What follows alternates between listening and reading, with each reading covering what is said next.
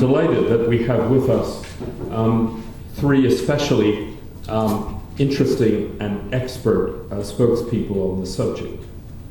I've already alluded to Lord Harries, former Dean of King's, former Bishop of Oxford, and now, among many other things, Honorary Professor of Theology at King's. And it will be his pleasant duty to introduce his two fellow panelists, Lord Falconer, who among many other things is Chair of the Commission on Assisted Dying, and Professor Nigel Biggar, Regius Professor of Moral and Pastoral Theology at my alma mater of the University of Oxford. So, without further ado, I repeat my very warm welcome to you all on this rather forbidding night. I congratulate you all in having overcome the elements to get here. I hope and very strongly suspect that it's going to be a very successful discussion, and I hope you'll join me now in welcoming to the lectern Lord Harries.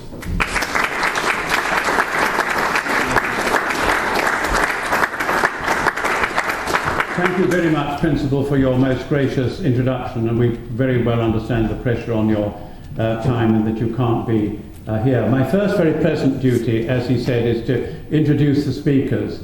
Now, I hate long introductions myself when I'm speaking, and I think Lord Falconer and Professor Biggar feel exactly the same. It wastes good debating time. So let me say they wouldn't be here at all if they weren't extremely distinguished. Lord Falconer, as you know, was a leading light of the previous government, and not only was he a leading light, but he was their leading front man. It's said that whenever the last government got into trouble, which they did from time to time, the cry went up, "Send for Charlie!" And out he had to go from one studio to another to put the government's case. But he's here tonight not because he was such a distinguished member of the previous government, but because he chaired the recent very serious study on this subject. Professor Biggar, who is the Professor of Moral and Pastoral Theology in Oxford, is a thinker whom I have long admired. He writes on a wide range of ethical subjects, and I know you will experience tonight, as I have, the great analytical skill and clarity of his thinking and his speaking. So I know that we're going to be in for a very serious and reasoned debate. Now, I've been asked not only to introduce the speakers like that, but to say something briefly about what really are the key issues which we're talking about this evening.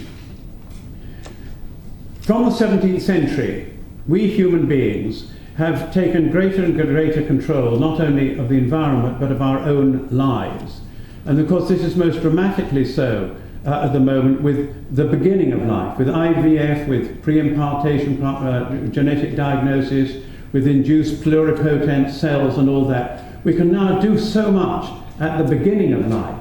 So the question arises, if we have the responsibility as human beings to take charge of our lives, including the beginning of the life, is there any serious reason why we shouldn't also take responsibility for ending our lives? Or at least, because this debate is not about suicide as such, but deciding that we want our lives to end and obtaining medical help to do that. Is there any ethical or religious reason why that should not be the case? There is indeed a Christian case for assisted dying put forward by Professor Paul Biggar, who argues Christians, after all, believe in the afterlife, and wouldn't it be wonderful if we could plan the moment where we go, where you gather your friends and relatives around you, you have a little service, you receive Holy Communion, and then you go. In some ways, of course, it's a very attractive picture. I'd be very interested to hear from either of the speakers whether what are the reasons why they think that is perhaps not the right way to go. But whether or not you think that assisted dying is wrong in principle, you might decide that legislating to allow it for a particular society is wrong. You might take the example, for example, take the view that in certain extreme situations it might be right to either commit suicide or ask for help from somebody to help you to do so. You might think it's not totally ruled out in principle, but you think that legislating for it would have too many harmful consequences. And most of the debates in the House of Lords on this subject and elsewhere, of course, have been about the pros and cons of actually legislation. Is it possible to devise an Act of Parliament which would safeguard all the people who might be affected disadvantageously if this legislation was in place? Now, we're fortunate in that some states and countries in the world already do have that legislation. In the Netherlands, for example, though I myself think that the evidence from the Netherlands is very difficult to interpret, but in the Oregon in the United States, we have a very carefully devised piece of legislation which does allow for what we call assisted dying. So one of the issues which we will, of course, very much have before us as to whether there are enough safeguards in the legislation to prevent all the major downside which many people predict. And then the third area, very, very briefly, is the question of whether the kind of compromise we have at the moment is perhaps the best we can do in a world where we can never get a perfect solution. The compromise at the moment is that the Director of Public Prosecutions has issued guidelines which say, in effect, that although the law against assisted suicide remains, if it's clear that a person has acted totally out of compassion with no financial inducement, they would not be prosecuted. Now, is that a reasonable compromise, and perhaps that the best that we can hope for in a world where we'll never get a perfect answer to these questions? So those, I think, are some of the kind of key issues which our two distinguished speakers will be addressing this evening. And we're going to begin with Lord Falconer.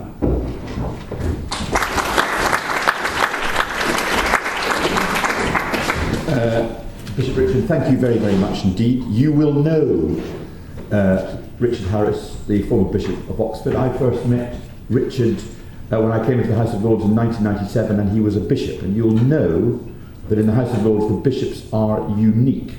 They are the only people amongst us who, when they cease to hold the office of bishop, are then unceremoniously thrown out of the House of Lords because their position depends entirely upon the holding of the office of bishop.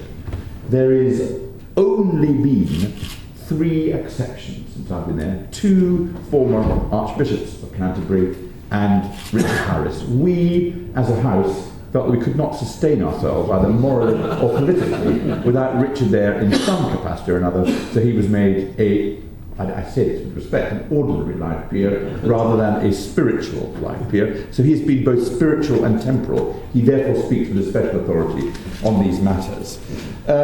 Thank you very much indeed for inviting me to this. I say that to the Christian Evidence Society, and I say it to King's College London as well. I also endorse what Rick Traynor says, which is it's hard to imagine a better place suited to have this debate than King's College London, because of the relationship between King's College London and Cicely Saunders, who started the hospice movement, which very much focused on the issue of how you help people in relation to the end of their life.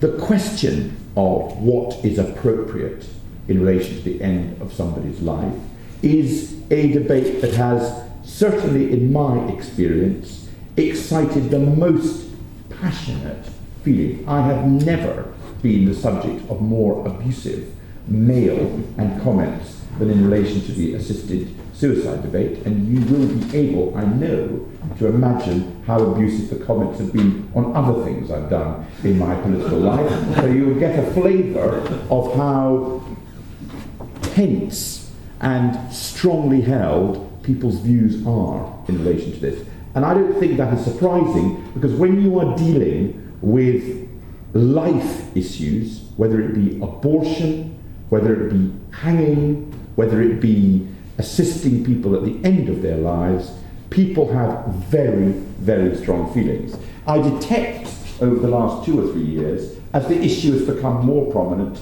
that passion is being replaced by rationality in relation to the debate. And I believe it is very important to be rational in relation to the way that one addresses it, and to try to address it in as analytical a way as possible. When I say analytical, I do not wish in any way to remove the ethical or the moral content from the issue, because I think there is a very strong ethical or moral content, but one has got to do it in an analytical way. Could I propose that the starting point for the debate has to be 1961? In 1961, Parliament passed an act which decriminalised suicide. So it is not a crime to commit suicide, and that is not a flippant remark, because the law had previously wrestled with how do you deal with people who try to commit suicide and fail, and prior to 1961 that was a crime. In decriminalising suicide, society did not intend, and in my view rightly, did not intend to encourage people to commit suicide. So in addition to decriminalising suicide, they invented the crime of assisting suicide, which carries a maximum penalty of 14 years in prison. And that crime has been enforced by the state for the 40 or 50 years since 1961. In the last decade, in parallel with society's rightful disfavouring of suicide, there has been a rational debate about how we die. And as Richard said in his remarks, people more and more want control over their own deaths.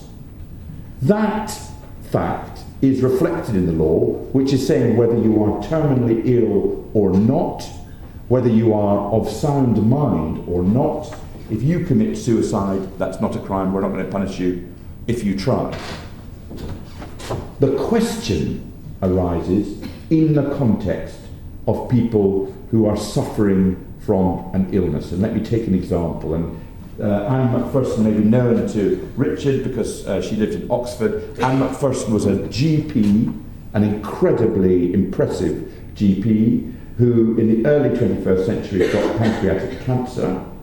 She continued for 4 years as an energetic GP, being treated successfully for pancreatic cancer. She was very keen that she should be allowed to be assisted to take her own life. So she was a campaigner in favour of assisted suicide, but she was primarily a GP. The last few weeks of her life, which took place at home, in her home in Oxford, and they've been described by her husband, who was an academic, and her daughter, who was a consultant dermatologist, were, in the view of both her husband and her daughter, horrific. She was in great pain. She had a connection to her chest, which was intended to allow morphine and other drugs to be put there to try and reduce the pain. It became infected. She suffered very considerably. The morphine increasingly ceased to work.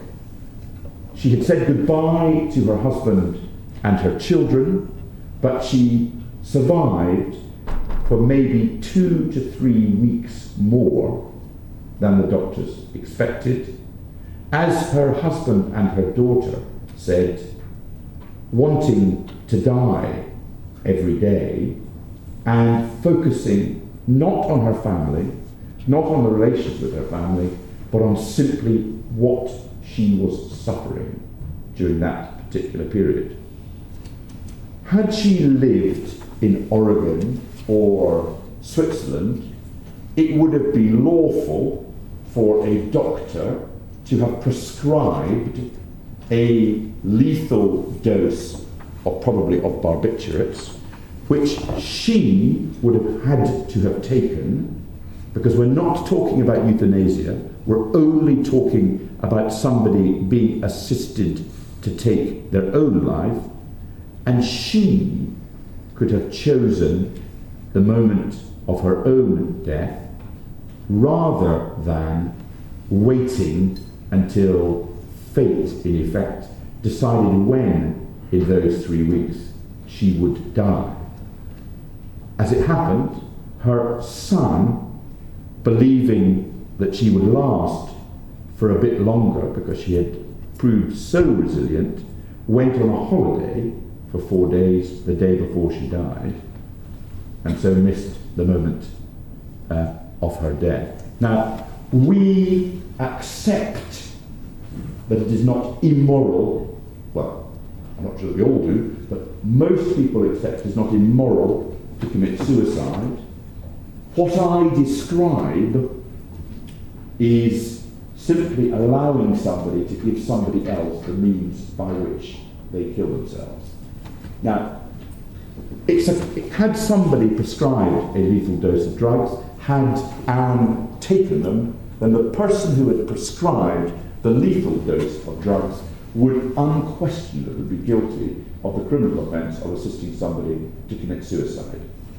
Whichever side you are on in this debate, whether you are against a change in the law or whether you are in favour of a change of the law, there is nobody I have met who would be in favour of prosecuting somebody who acted out of compassion in helping somebody to commit suicide in the circumstances which I have described. The consequence of that being the position is exactly as Richard described in his opening remarks, namely, the Director of Public Prosecutions, reflecting society's view of these matters, says that if you are motivated by compassion, then I, the Director of Public Prosecutions, will not prosecute you, even though you have unquestionably committed a criminal offence. The consequence of that is that over the last 2 to 3 years, the Director of Public Prosecutions has looked at something like 32 cases and decided not to prosecute any of them. The most common circumstance in which the Director of Public Prosecutions looks at cases in relation to people who take their loved one to Switzerland, where they then are able to take for themselves a lethal dose of drugs.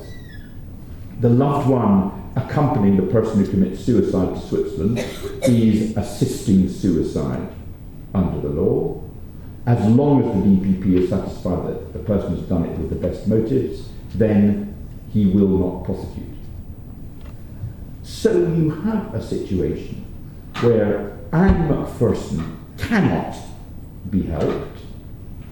Those, on the other hand, who can afford it, have to travel to a ghastly flat in Zurich, where they die away from the place that they live, in most cases with their loved ones with them, but in some cases not, because although the DPP will not prosecute once he is satisfied that the person is motivated by compassion, the person who comes back from Switzerland has to endure a criminal investigation whilst the police question them under caution in order to determine whether or not they are indeed motivated by compassion.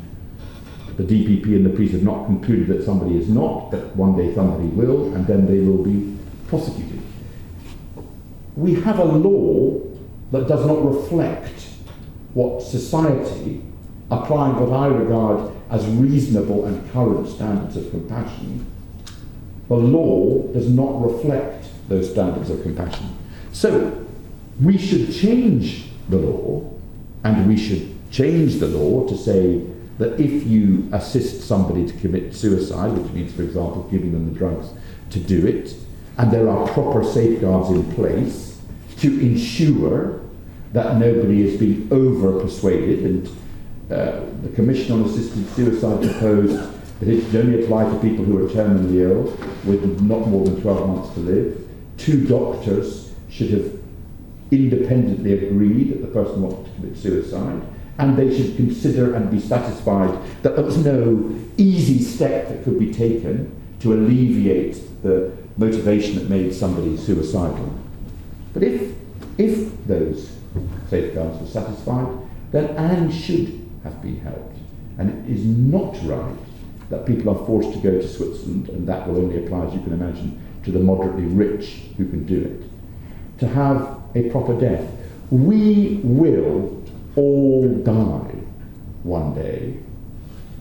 If we face up more to the fact that we will all die and try legitimately to discuss with those who may die how they want to die and give them legitimate options, I believe that would reflect society's compassion and would also ensure that people do not suffer in a way that is needless and out of tune with current views of morality and ethics. So I am strongly in favour of a change in the law. I think that the DPP is doing his level best to make the current law work, but it is time for well-meaning officials suspending the law to be replaced by Parliament looking in detail at the law and reflecting what I believe society wishes in relation to the conditions under which we die.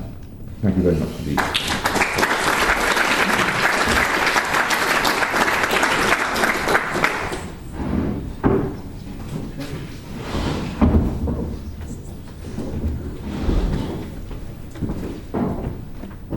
First of all, thanks again for the invitation to come here and talk about this enormously important topic. And I promise, Charlie, that there will be no abuse. But partly because this is an issue I have wrestled with for 10 years. I don't feel I've come to an entirely satisfactory position, though it differs from yours. But also partly because there are a number of points on which we do agree, as well as points upon which we disagree.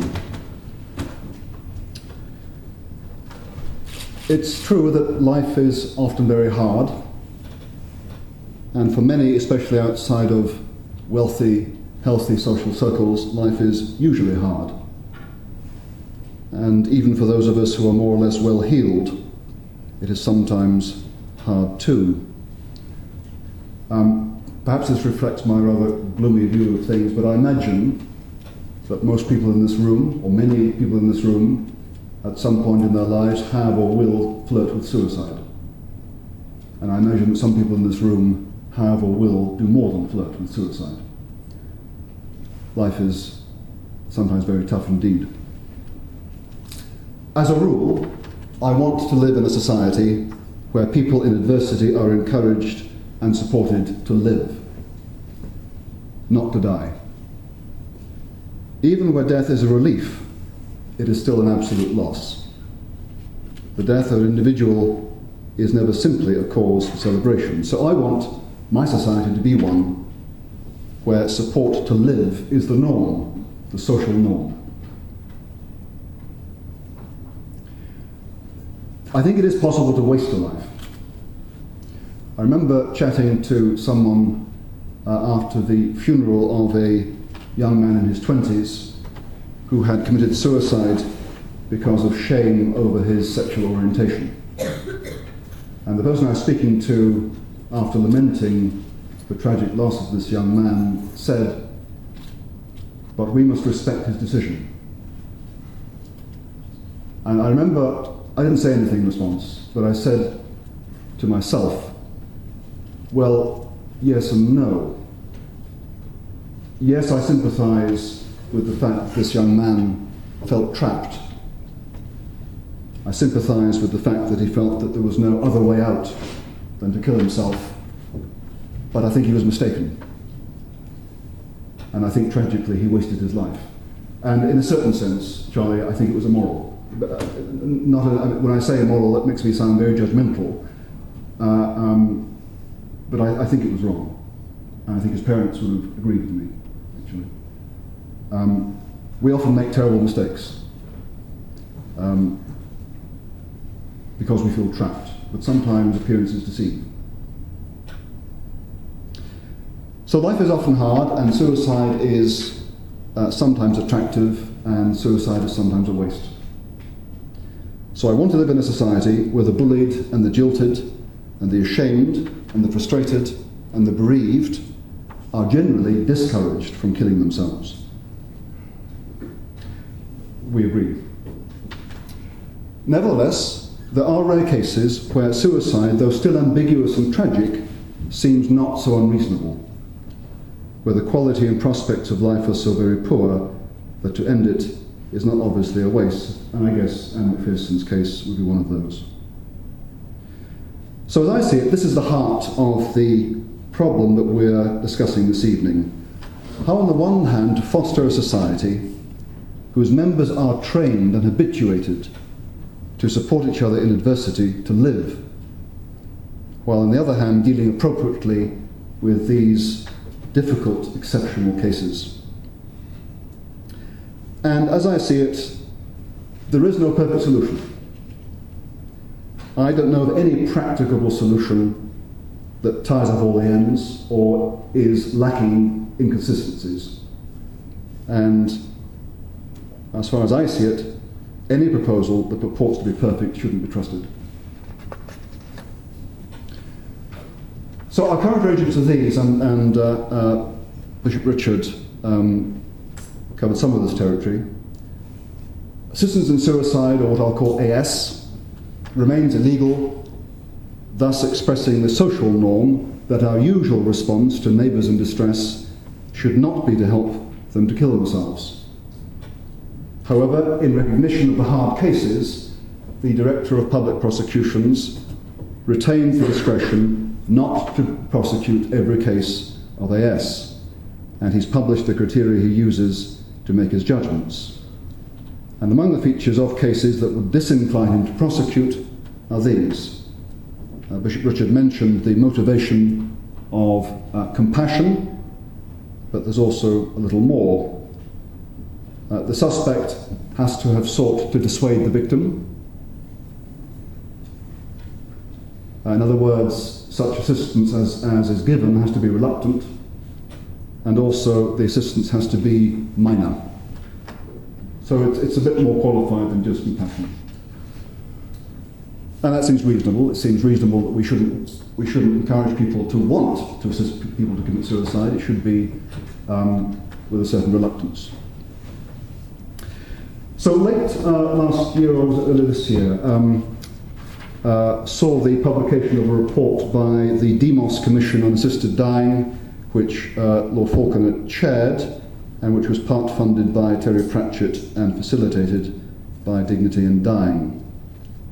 Now, I was listening hard to what you were saying to see if I could detect any discrepancy between what you were saying and what the commission you chaired was saying, because as chairman there's no need for you to agree with the commission, because a commission is a committee and the report has to be, as it were, a compromise. So it's possible the chairman might have views that differed.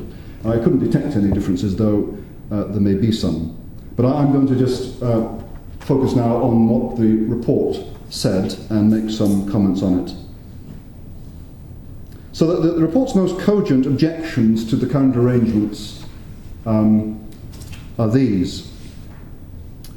Because assisted suicide remains a crime, those who would commit suicide have either to travel to the Dignitas clinic in Switzerland, or they have to risk an amateur and potentially botched attempt at suicide. That's the first unsatisfactory feature of current arrangements. The second is that those who assist suicide have then to endure the threat of prosecution, which is unpleasant. And then third, the current arrangements only involve only checks after the fact of suicide, not safeguards against abuse beforehand. So those three things were the main objections I picked out of the Commission's report. Now, instead of this, the Commission's report recommends that AS be made legal where the suicide is terminally ill and his choice is voluntary and informed. However, before AS is made legal, the report stipulates that a number of quote-unquote essential conditions have to be fulfilled.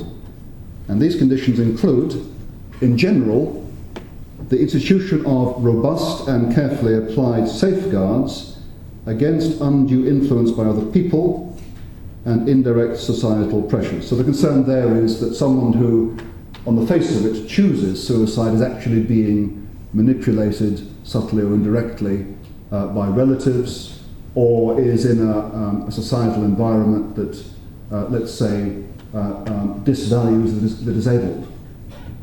That's a concern. And so the Commission says that one of the essential conditions for the legalisation of AS would be that there are robust safeguards against that kind of influence.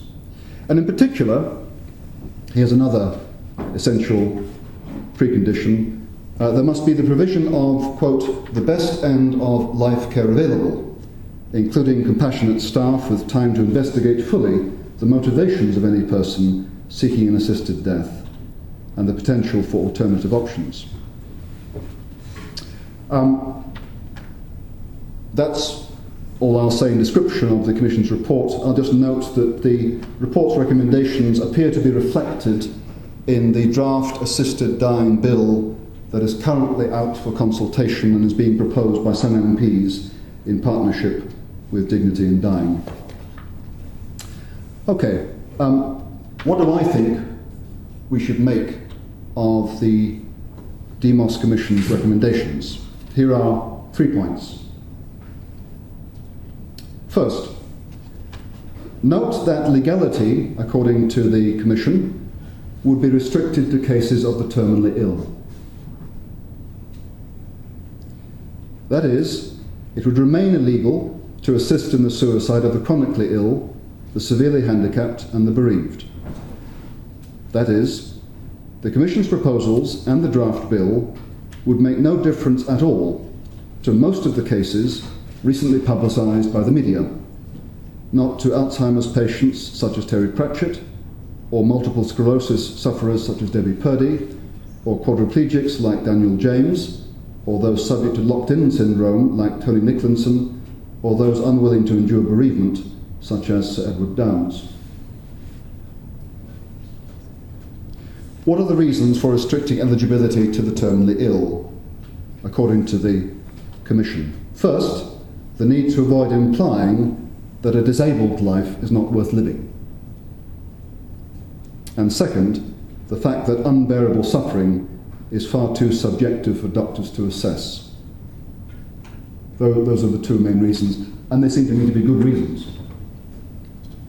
I'd strengthen the last reason by adding that if unbearable suffering or individual autonomy were substituted for the criterion of terminal illness, there would be no rational, non-arbitrary way of preventing assisted suicide on demand and excluding the bereaved, the jilted, the philosophically gloomy, the adolescently morbid, or even those serving lifelong sentences in prison. The last example I put in there because when I published a letter in the Times a couple of years ago arguing against the legalisation of assisted suicide, I got a letter from a prisoner serving a life sentence in a prison somewhere saying that the moment it became legal to assist in the suicide of those unbearably suffering, he and most of the inmates would be lining up. So unbearable suffering is a very elastic concept. That's one reason to make terminal illness the criterion. So if we're going to legalise assistance in suicide, then confining it to cases of terminal illness seems prudent.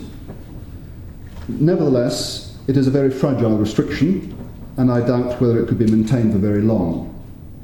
I doubt it because some of the shakers and movers in the campaign to legalise AS in cases of terminal illness have made it quite clear that they regard this merely as the first politically tactful step.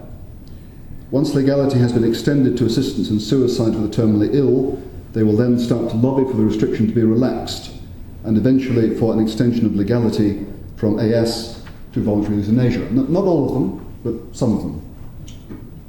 I have sat 10 feet away from Lord Joffrey, for example, when he said exactly that. And I'd be very surprised if dignity in dying were to rest with Lord Falconer's proposed arrangements, at least the Commission's proposed arrangements. Certainly its sister organisation in the Netherlands is now clamouring for the extension of voluntary euthanasia, way beyond the terminally ill, not only to those suffering unbearably, but also to those who are, and I quote, tired of life. So while the restriction of legality to the terminally ill is more prudent than some alternatives, I doubt it will survive very long. That's my first point. The others are shorter. The second is this. The Demos Commission prescribes as essential conditions of legalising AS the institution of robust and carefully applied safeguards against undue influence by others and indirect societal pressures.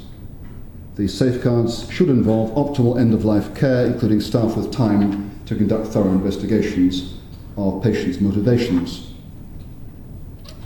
So on the one hand, I applaud the requirements. They seem to me to be humane and prudent. But on the other hand, if they are deemed essential, then legalising assistance in suicide in this country will not be prudent for many, many years to come, if ever. Now, why do I say that? Many vulnerable people in this country live, make their choices, and exercise their autonomy in a hostile environment. In 2008, before the full implications of the current financial and economic crisis had dawned on us, Julia Neuberger, writing in her book about the treatment of the elderly not dead yet, reported that at any one time in the UK, 500,000 elderly people are being abused, 2/3 of them at home by someone in a position of trust. She got that figure from Help the Aged. Even if we had all the healthcare resources we could dream of, I don't believe there are any practicable ways of identifying with sufficient certainty autonomous choices formed indirectly and subtly in the context of abuse. We don't have the best end-of-life care available, healthcare staff don't have time to spare, and the nursing profession, you will have noticed, has recently been found wanting in compassion. That's now. Even if optimal end-of-life care was simply a matter of money, which it isn't, there's no reason to expect dramatic improvement in this country for years to come, maybe decades, maybe longer. Therefore, the implication of the conditions laid down by the commission that Lord Falconer chaired is that assistance in suicide should not be made legal in this country in the foreseeable future.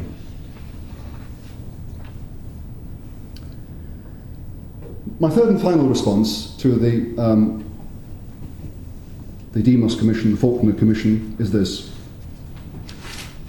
It proposes to extend legality to assistance in suicide in cases of the terminally ill. At the same time, it recommends that those who assist suicide in cases of the non-terminally ill, the chronically ill or seriously disabled, that those who assist suicide in those cases should continue to be treated according to the published guidelines of the DPP. But if those guidelines are good enough for those who are not dying, why are they not good enough for those who are? That's all I had planned to say before I got here, but just as a means of getting the conversation going, just to respond to a couple of things you said. And actually, I'll need help here we will need help from relevant medical and nursing experts. In the case of Anne McPherson, there are cases where people do, notwithstanding normal palliative care and palliative medicine resources, do die in great distress. My wife is a palliative care specialist. So in this case, I'm wondering why was Anne McPherson not allowed was she not offered palliative sedation? That's to say, because in extreme cases, when normal analgesics don't work, there is the option of rendering a patient unconscious. And I'm just wondering why in this case that wasn't offered someone in her condition. Her husband described the care that she got as the best palliative care available in the country. Okay. We need doctors or nurses to advise on why internal sedation wasn't used. But anyway, the other point, just your last one, on the fact that you think the law doesn't reflect society's current popular standards of compassion. Well, that might be right, but the law for a long time has not reflected society's popular standards of retribution either. In other words, for a long time there's been a discrepancy between popular demand for the return of the death penalty and members of Parliament's resistance to it. So now, according to polls that I saw cited in the Commission's report, I guess 75-80% of people, when asked, would you support the legalisation of assistance in suicide, they say yes. Most of the professional bodies of physicians, the Royal College of Physicians, the Royal College of GPs, the BMA, are resistant to legalising assisted suicide, as has Parliament proved on several occasions recently. So there's this discrepancy. Now it could be, of course, that the professional elites and the political elites are just being boneheaded or arrogant and refusing to accede to popular common sense. That could be the case.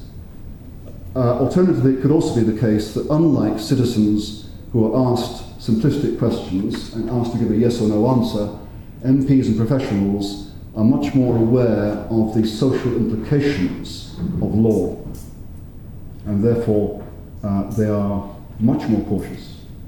So in other words, their resistance is not simply arrogance, there's a reason for it. Okay, I'll get off the platform now.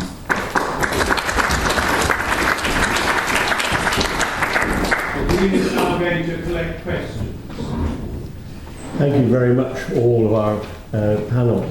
I'm conscious that we have a very wide variety of people among us, and there are one or two people who already indicated me their desire to ask some questions, so I'm going to go to those first, but then if I could get some sense, if you'd like to have a show of hands, I could do that. But first I'd like to ask George Pitcher, who's a priest and a journalist and has written a book precisely on this topic, who would like to ask a question. We have some roving mics.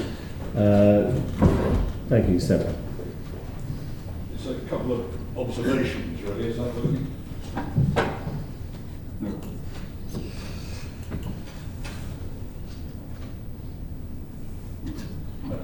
I'll shout. Well, no, they won't go onto the recording, George, so maybe we could use the other mic, Cindy, please, for a moment, and our gentleman from there. Hello. Use the other mic, George, and AV will check it. I think Charlie Falconer might have arranged the sound system here. Shall I come to you? I don't know if this one's working either. George, come down here. Okay. Yeah. Hello. Okay, I'll get feedback now from just a couple of observations. First, it seems to me that the case of Tony Nicklinson, with which I suspect you're all familiar, a man who's suffering from locked-in syndrome, who appealed to the High Court for the right to have somebody provide his death, as it were. It seems to me that that case is a source of consummate embarrassment to Lord Falconer and his campaigners for euthanasia, because Lord Falconer and the euthanasia campaign are anxious to tell us that, and indeed Lord Falconer has referred to it tonight, that they only want to amend the Suicide Act of 1961, that is, to enable the likes of Debbie Purdy to be helped to die, rather than to amend the Murder Act, as Tony Nicklinson wished, which would have enabled Mr. Nicklinson to have someone required to kill him. But their embarrassment arises from the fact that the ethical issues, it seems to a number of us in both cases, are exactly the same. Get to the question. Those ethical issues that are the same, both in terms of the Nicklinson case and cases such as Debbie Purdy's, are burdening the medical profession with a new and wholly odious duty to kill, the state endorsing the view that some lives not worth living, failing to protect the most vulnerable in our society, etc., etc. In short, Mr. Nicklinson, it seems to me, did us a service in demonstrating that euthanasia and its weasel cousin, assisted suicide, are ethically one and the same thing. And listening to Lord Falconer, one might get the impression that this is something rational that government simply needs to examine properly. It is worth reminding ourselves... The question, George. Yeah, all right. It is worth reminding ourselves that Parliament has examined this issue 4 times in the last 8 years, voted on it twice, and thrown it out on both occasions. Question: do you, Lord Falconer, accept all that is true? I'm not sure what all that was. First of all, in relation to the difference between Tony Nicklinson and McPherson, I strongly take the view that the state should not authorise in any shape or form euthanasia. But I do think, in the context of a term of service where you want to choose how you end your life, you should be able to make that choice, subject to safeguards. And I see a fundamental moral and legal difference between somebody killing you and you killing yourself. It is a difference which has been recognised by Parliament repeatedly in drawing the distinction between murder on the one hand and assisted suicide on the other, and the courts, in particular the Nicklinson case, where they easily identified the difference between the two and rightly said it couldn't be the courts that would change the law in relation to murder. So I don't have the Reverend Pitcher's distinction being blurred as it is in his mind and his argument. The blurring that he does is one alien to the law and alien to the practice of the state. I say, and this is a response to Professor Biggar's remarks, that the reason why the law and the view of civic society has got out of sync is nothing to do with opinion polls in relation to do people want assisted suicide or not. I don't rely on that.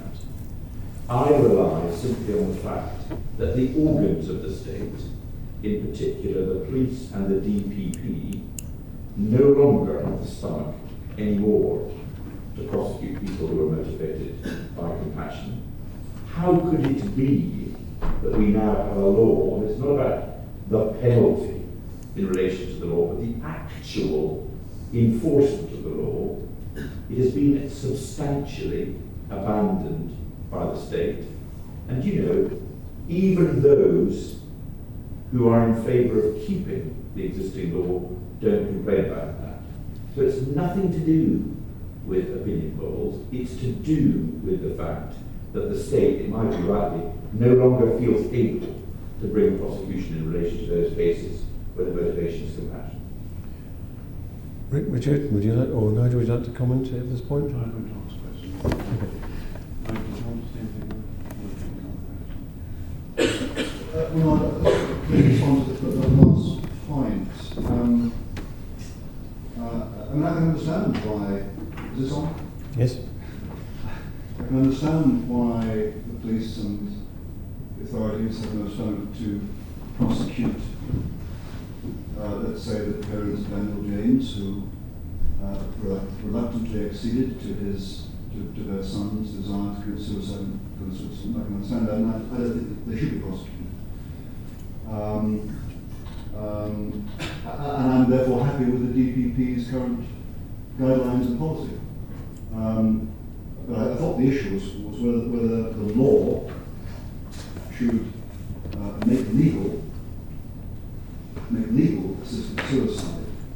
That is the issue.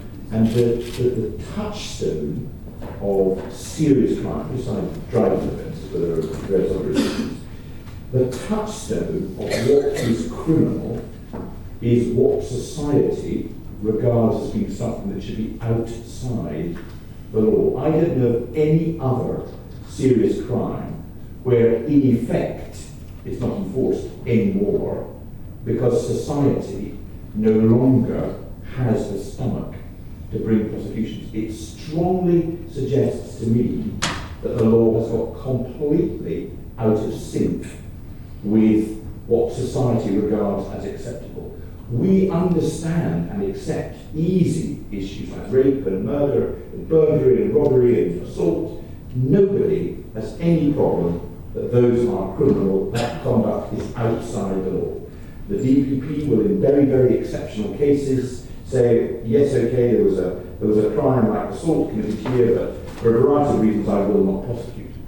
In this offence, the main circumstance, not the only, but the main circumstance in which the crime occurs, the DPP has issued guidelines saying why you won't prosecute in practically every case. Now, surely the criminal law must reflect society's desire to reject certain sorts of conduct. And if we haven't got the stomach as a society to prosecute, that suggests we're doing the wrong things. Thank you very much. I'm hoping we're going to get some students next, but first I'm going to ask Professor Sir Robert Letter, who is Director of the King's Health Partners,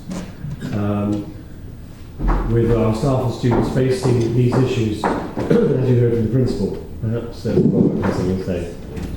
Thank you very much. I thought that was a really interesting set of presentations. I've got a premise, and on the basis of the premise, a question. So my premise is that in the context of terminal illness, not uncommonly the medical profession accelerates death, knowingly, and that's because of acquiescing with the patient's wish to have a really effective pain relief. And so on that basis, I wonder whether we shouldn't be transparent about that, consistent, and create a sensible legal framework to allow that to happen. If you'll allow me briefly an anecdote, and it's triggered by Lord Falconer talking about Anne Macpherson. My father was a GP and died of cancer of the pancreas. And it was in the bad old days, it was 1972, he died relatively young, and it was when you had to beg for your pain relief. And my poor mother found him crouched beside his bed, begging her to get a vial of Omnipod to allow him to inject himself to relieve his pain. Fortunately, those days are over, and now, as far as possible, and of course Nigel's right to say that occasionally it's not possible, but whenever possible, a principle of palliative care is to ensure that people don't die in suffering pain, and that pain relief often accelerates death. And so I think the question is, if that's the case, firstly, as I say, should we not be transparent about that and create a legal framework in which that's not frowned on? But if you then take different kinds of terminal illness, such as motor neurone disease, if there's an inexorable decline towards death, what's the difference between physical pain that we do now manage and emotional pain? And in the context of motor neurone disease, why then should someone not be entitled, as it were, to have their emotional pain alleviated in the same way that we do in bone pain and cancer? Nigel, do you want to? Yeah, the first point about physicians knowingly accelerating death.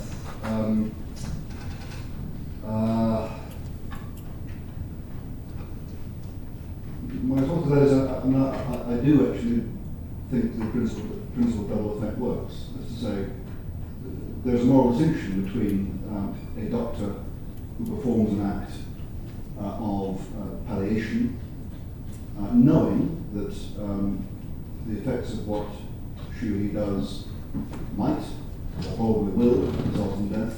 There's a moral difference between that and someone who acts in order to kill a patient.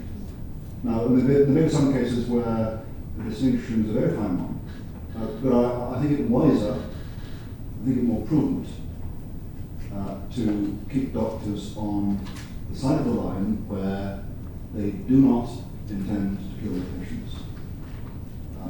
So you may find that a theoretical distinction without a practical difference. I disagree. You know.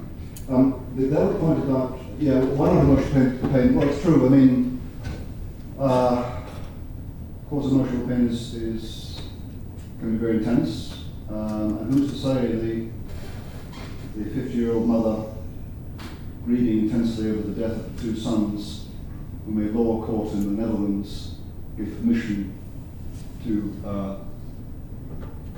have assistance in killing herself.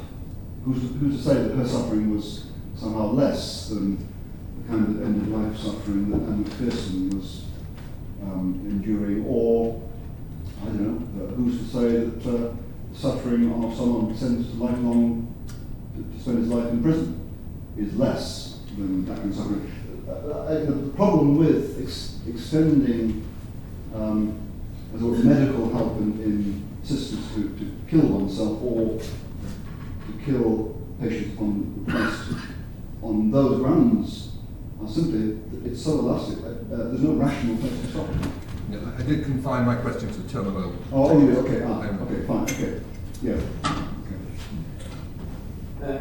In relation to the double effect principle, which is a doctor will prescribe pain relief for a person who is suffering from serious illness or terminal illness, knowing that the effect of the pain relief will probably be to shorten the patient's life, but the consequence of prescribing the pain relief is that the patient will be much more comfortable and will indeed have relief from pain. I agree completely with what Professor Biggar says in that respect. I understand that completely. That's a perfectly rational thing. I agree as well with what you're saying, that people, I hope, would think that if that's happening, then hopefully the patient is much more aware of the choices that have been made. And it's very important to focus on the fact that every single minute, every single day, a whole range of very important decisions that will have a very material effect on the end of people's lives in their terminal illnesses are being made. They have nothing to do with assisted suicide. So you're deciding whether to treat particular infections with antibiotics, knowing that if you don't, the patient's likely to die in a few days rather than maybe survive for longer. But decisions are being made that's best for that particular patient. You're also deciding what degree of pain relief to administer, determined to try and reduce the suffering of the patient, aware it's going to shorten their life. And there should be much greater transparency in all of these decisions. But I think all of those questions are different questions from the assisted suicide question, which is, in the context of a terminal illness, should it be open to the patient to say to the doctor, in effect, give me the means to kill myself? And I think that it should, but subject to safeguards. I think the question that you asked about the difference between emotional suffering and physical suffering, subjective, impossible to gauge what other people experience through suffering physical pain or the emotional problem of facing disability in the future.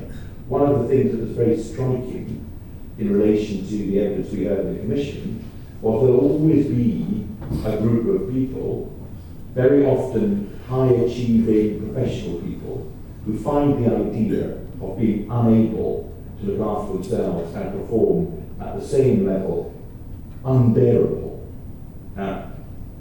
As Professor Biggar made clear in his completely accurate summary of the Commission on Assisted Dying, these issues of a subjective nature are ultimately not a safe guide on which to base whether or not you permit somebody to have an assisted suicide. Despite Professor Biggar's sort of 007 sinister, it's all within end of the wedge stuff, I think that he was accepting that it was an appropriate basis upon which to restrict assisted suicide. It's a practical way that doesn't depend upon somebody seeking to evaluate pain or suffering in a way that is very, very subjective.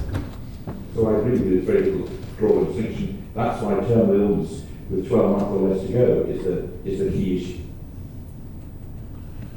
Hoping that I'm spotting one or two other hands, but is there anyone among the students who would like to ask a question at this point? Seth?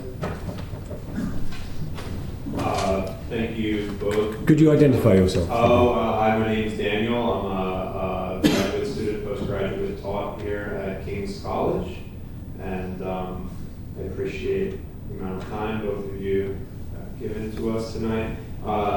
It's not really my area of thought, but the one, maybe I have two questions. It would be, so for the for or the against proposition, it would be something like, the way that I understand this going is, one wouldn't want to live in a community in which citizens weren't supported in supporting one another in crisis. And against that, I could see someone saying, well, I wouldn't want to live in a society that doesn't support me in autonomous self-determination and end-of-life care. If I want to make that determination for myself, seems to be against that kind of reasoning. And then on the other hand, for someone at the end of life, it would seem that what chemicals or substances we legislate for the people at end of life seems to be a kind of arbitrary decision. And I wonder if I wanted to, for instance, have a hallucinogenic death, why wouldn't that be permitted under the opposite? So that's all. Thanks. Well, in relation to the question, what is the legal position in relation to your hallucinogenic there? If your hallucinations are as a result of a non-controlled drug, then it would be no crime, as it were, you killing yourself with hallucinogenic drugs. If on the other hand, the hallucinogenic drugs you got were controlled by using them to be prescribed or are somewhere illegal, then you'd be not committing the crime of suicide, you'd be committing the crime of possession of hallucinogenic drugs. But there's a fundamental, there's a very, very well-judged question in what you ask. Because what you're really saying, I think, I may have got this wrong, is what is the sort of society we want to live in? And somebody confronted with the suffering of their loved one, who in a compassionate way, for good motivation, helps them to end that suffering, is something that society, the society in which we live, is saying we don't want to condemn that by the criminal law. Yes, there may need to be safeguards, and if you go beyond the safeguards, that may need to be criminal.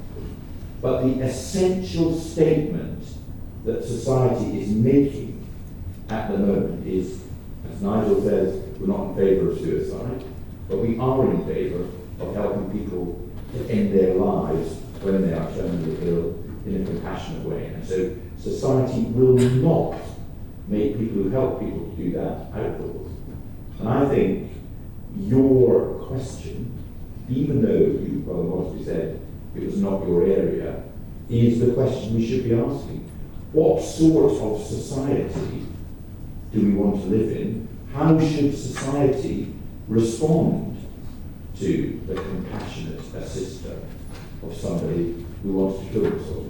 The answer I have come up with after thinking a lot about this is that within strict safeguards and subject to strict limits, we don't want to condemn the compassionate assister, so we shouldn't by the criminal law.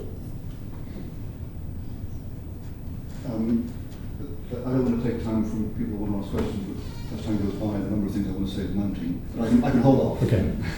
Ken. Former member of staff. 20 years ago, I wrote an article for the college newspaper about a young man who was becoming seriously ill with MS, and the response of this college was overwhelming. Some of you may remember it. It enabled me to, us, this college, to supply everybody's needs. Now I want to move on now, because I kept an eye on that man for more than a decade, and I watched him go down. He lived in a household where the love was tangible. You walk into the house and you could feel the Christianity there, that love for that man. At the end of his life, the last few years, he only had movement in one eyelid. Remember that? one eyelid. He was living in a coffin. He died.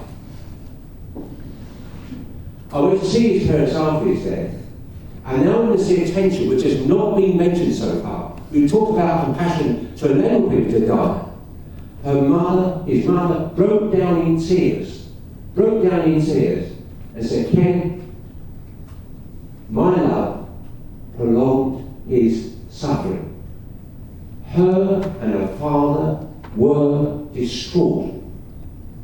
There was no conversation, because we do not live in that culture for that conversation to happen, whereby the issue of planning a death was an aim of heaven. And I saw that. And it's affected me for the rest of my life and my attitude towards assisted dying. I don't know who was in pain. His mother didn't know he was in pain, but there was an issue there. And the question I'd like you to do is comment on that situation.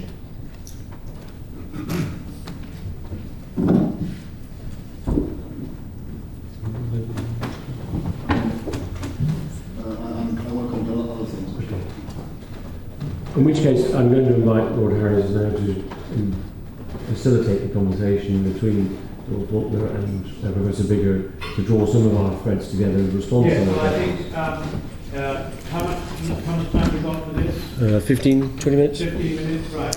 I think, Nigel, you better say the things that you want to say, and you might also want to respond to the last point that's being made. But Nigel, you say the things that you want us to say. I actually want to respond to your comments about autonomy. Yeah, to just two things. I think autonomy is more complicated than remarks so far have indicated.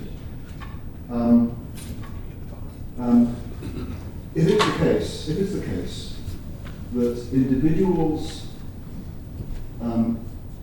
it's the right of individuals alone to determine the value of their lives, which lives are worth living, if it's as simple as that, then if one takes the case of Armin Meebus, who about 6 years ago advertised on the internet for someone willing to be dismembered and eaten by him, who got 800 replies, chose one, and they met up, and the willing victim was dismembered and eaten. Now that was a consensual act between adults. Okay, and it may seem disgusting to us, but the guy who volunteered himself to be eaten, that was his decision. Now, if one's going to be, as it were, consistent about autonomy, I mean, there's no more to say. But I will say it, and that is, I don't want to be in a society that doesn't care about that. Okay? Now, if you agree with me, then we've got to do some rethinking about what we mean by autonomy. And I guess this is the point. If you alone can decide what your life is worth, then you have no objective value, and you better hope I agree with you. And you better hope the law is going to restrain me if I don't agree with you, because it may well be I don't agree with you. You think your life is worth a lot, I don't. And there is no objective claim against me. It's just your view against mine. So I think it's a problem with a certain kind of radical autonomy. This isn't to say that more restrictive forms of autonomy I think are valuable, but not as a radical principle. So I just think it's much more complicated than that. So next I want to push some questions towards Lord Falconer. First of all, you say, as it stands, the law regards as criminal all who assist in suicide. I mean, I guess that's right in a formal kind of sense, because the law says assistance in suicide is unlawful. Criminal. And yet, the DPP in certain cases uses its discretion in the way that the judge does, not to prosecute. No, let me just finish. All laws are crude. All laws are crude. That's why we have judges. Judges have to judge cases in the light of laws. And laws can't, as it were, predict every possible conceivable case. That's why we have judges who use their discretion. Now, it may be that in the current slightly awkward position of the law, strictly speaking, Daniel James's parents are criminals. It's just that the DPP decided not to prosecute them. Well, maybe strictly speaking, but I mean, I don't suppose anyone in this room thinks they are.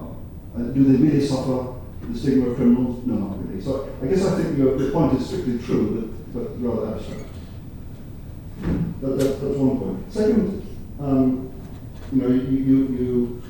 my worry about slippage from terminal illness to chronic illness and from assisted suicide, voluntary euthanasia, you amicably dismissed as 007 sinister. Well, which implies there's no good reason other than the fervid imagination for thinking that there might be slippage. Well, I gave one reason.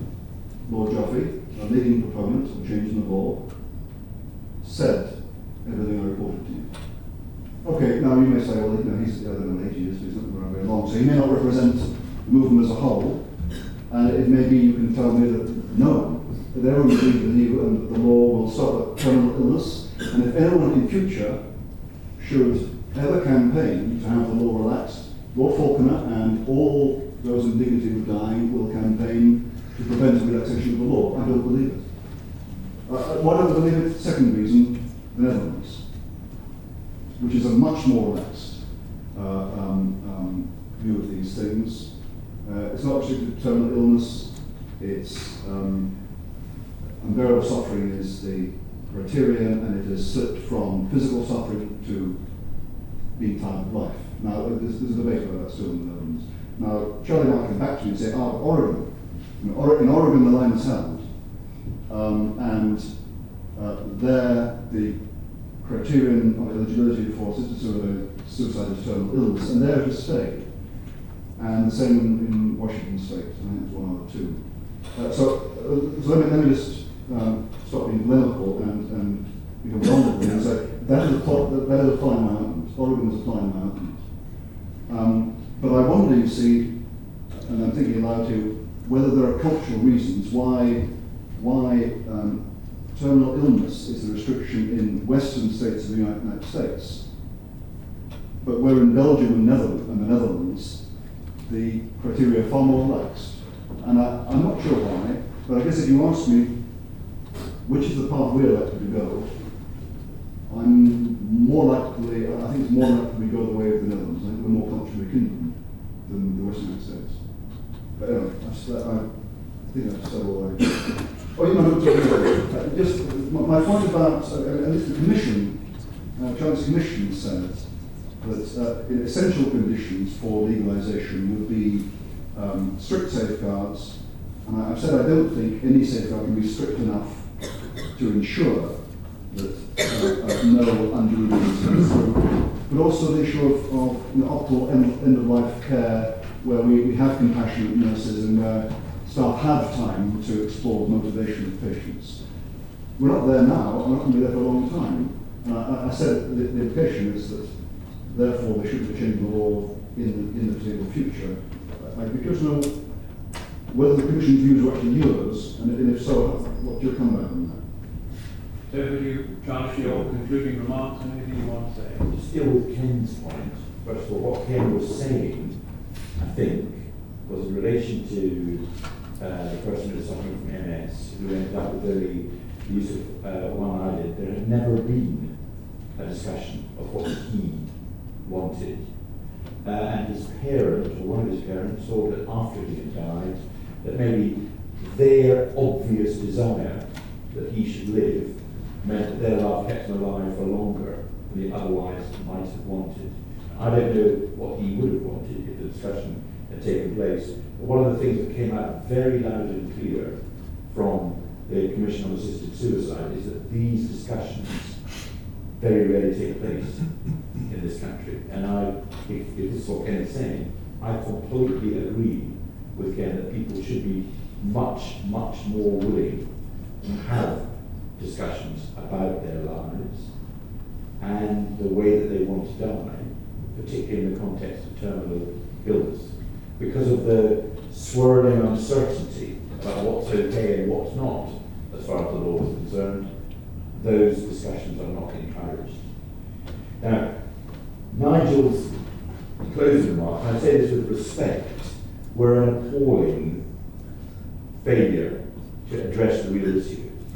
Because what Nigel did was to identify a number of things that nobody wanted. I do that. I'm not, you may regard this as controversial, but I'm not in favour of people advertising to have somebody come to see them, then disembowel them or dismember them and keep them.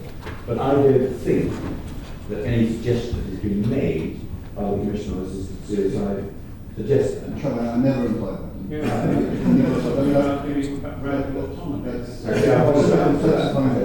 I apologise for that.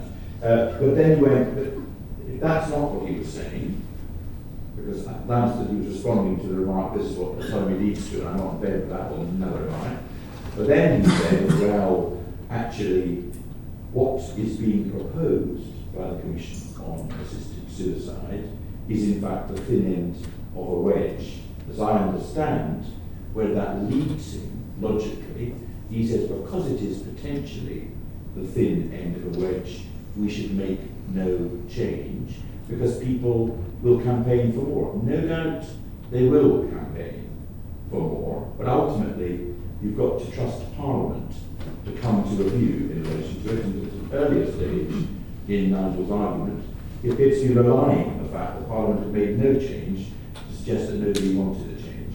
I strongly disagree with the approach that Nigel is taking. I think the right way for us to approach this is to say what is the right area, what is the right law for us to have, and then let's have it.